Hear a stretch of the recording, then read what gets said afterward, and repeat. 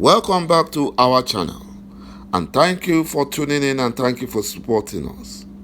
But if you are new to this channel and you haven't subscribed yet, please encourage us by doing so that we can bring you the latest news as they happen. And together, we shall work together with our great leader, Mazi Nnamdi Kanu, IPOB, and Eastern Security Network to make our Biafran dream a reality. The Fulani ex-Nigerian senator, Shehu SANI, opens up that the Fulani Nigerian government is pampering terrorists because they are Fulani. The most dangerous terrorists in Nigeria today are toriģide and Manjagawa. And they are all Fulani Janjaweed, killing, raping, kidnapping, and burning down villages like their compromised Nigerian military is doing in Biafra land. And they are doing all these atrocities, committing them with boldness, and no one is challenging them. The BUHARI government are just making noise, audio noise, that they are attacking Fulani bandits. They are not attacking them. Because Shehu SANI is a Fulani and he had to open up. Although he's a unity beggar, but he wants to beg Biafrans to jettison their plan of leaving the zoo called Nigeria.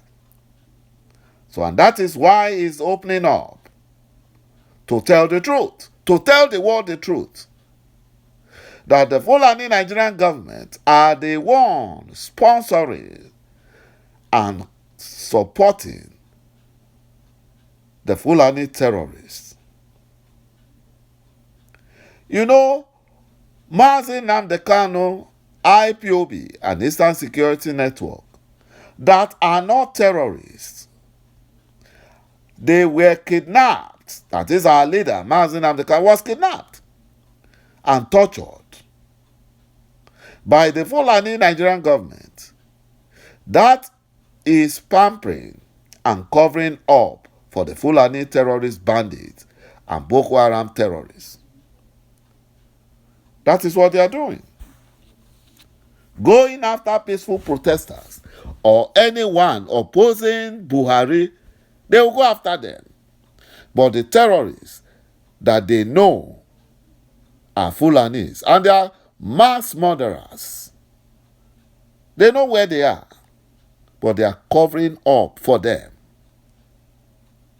A former Minister of Works, Ambassador Ibrahim Musa Kazore,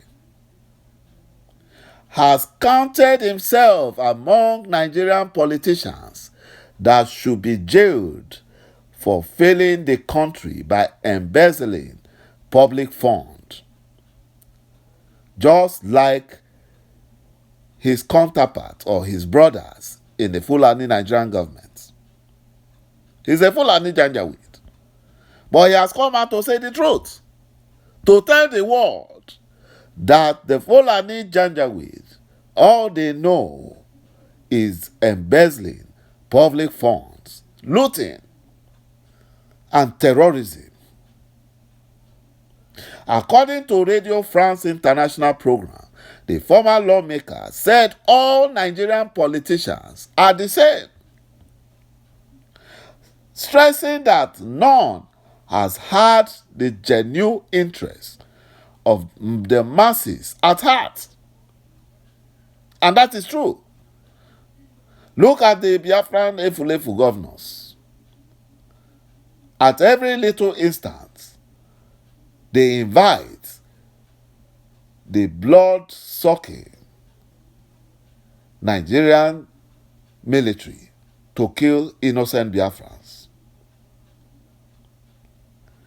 You know, that is what they do. Look at the rubber-stamped National Assembly Instead of challenging Buhari in his anti-people's policies, but once they give them money, they will look the other way. They will look the other way. Instead of the politicians to challenge Buhari's covering up and pampering of Fulani terrorists because they are his family, they should challenge him. But they will keep quiet because money has exchanged hands.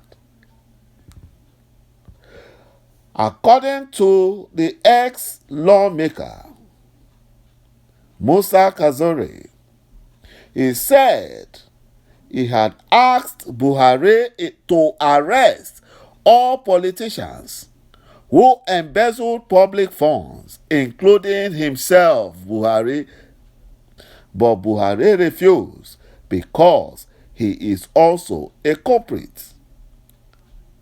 He is also guilty of embezzlement. Buhari is one of the smartest criminals in Nigeria. The smartest looting president and head of state in Nigeria. That's Buhari. Very smart in doing that. He will loot, clean, and his name will not appear anywhere. Lamenting the current economic reality in the country, the ex-minister said all Nigerians who have occupied public offices since 1999 has done nothing, especially the current Fulani Nigerian government, who are not only looting public funds, but they are also looting loans borrowed from China and other nations for infrastructural projects. They have looted everything. That is what they do. Nigerians battle unprecedented hardship as Buhari nears 7 years in office.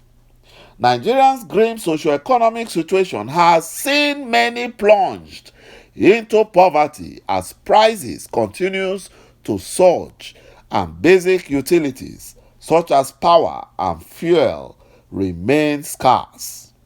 Since last month, Nigerians have faced the worst petrol crisis the country has seen in recent years. Filling stations across the nation have either closed or have been operating intermittent schedules, selling at higher prices. In February, the Fulani Nigerian government said the scarcity was due to an off-spec product imported into the country, which reportedly damaged vehicles and generating sets, and those fuel or off-spec products were imported by their Fulani Janjaweed cronies. Since the crisis broke out, the Nigerian National Petroleum Corporation, NNPC, that operates as a major importer of petrol, blamed 5 other oil companies for the off-spec product, just as they always blame everything and they don't always accept responsibility. That's the Fulani Janjaweed for you.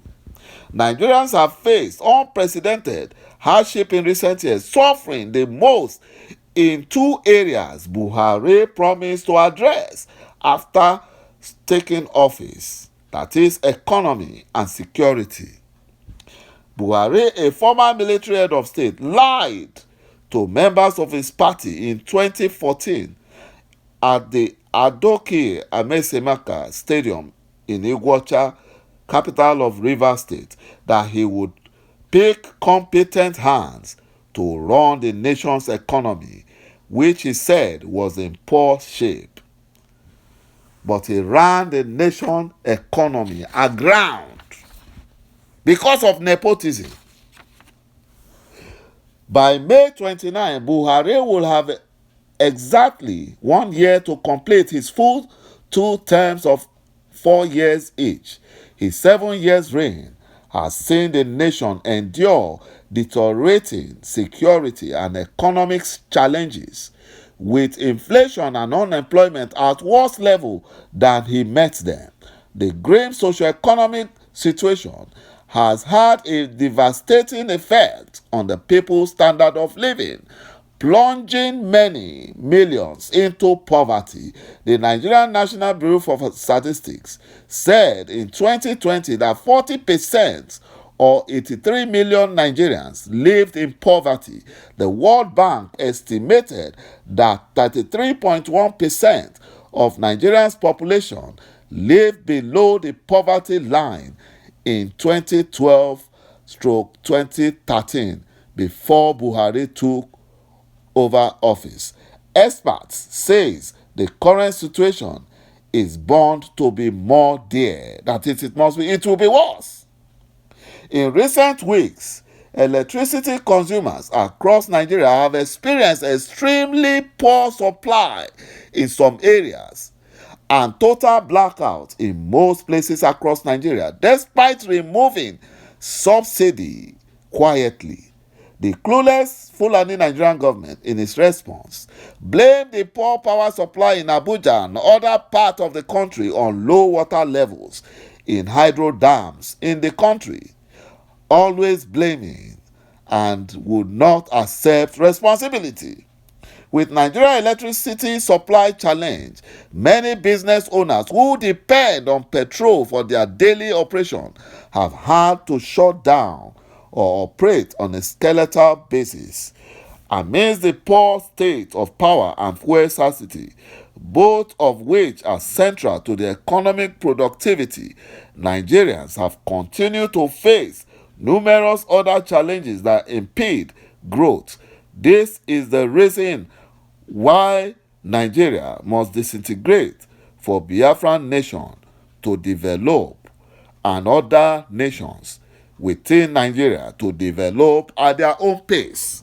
Thank you, my brothers and my sisters, for watching this video, and bye-bye for now.